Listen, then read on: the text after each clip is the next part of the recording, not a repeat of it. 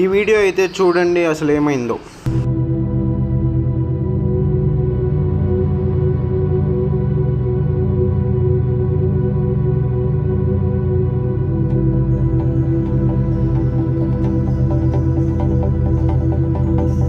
ఈ హైవే మీద ఏమైందంటే అటువైపు నుండి వచ్చే అతను రూల్స్ పాటించకుండా ఖాళీగా ఉందని అయితే ఇటువైపుకి వచ్చాడు. సో అది తెలియని వ్యక్తి ఇటువైపు నుండి వచ్చే వ్యక్తి అయితే అతన్ని గుద్దడం జరిగింది.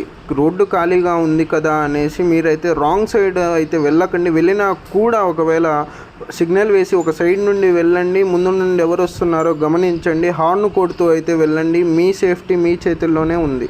అంతేకాని రోడ్డు ఖాళీగా ఉంది అనేసి మధ్యలో వెళ్ళిపోవడం, లేకపోతే డివైడర్కి ఎదుటి వాళ్ళు కనబడకుండా ఇలా అయితే వెళ్ళకండి. పక్కాగా మీరు రాంగ్ సైడ్ అయితే వెళ్ళకూడదు. పొరపాటున వెళ్ళినా కూడా హార్న్ అయితే కొడుతూ వెళ్ళండి. సో ముందు వాళ్ళు కూడా మిమ్మల్ని గమనిస్తూ ఉంటారు. మీకోసం మీ కుటుంబం మీ ఇంటి దగ్గర అయితే వెయిట్ చేస్తుంది, ఇది గమనించాలి.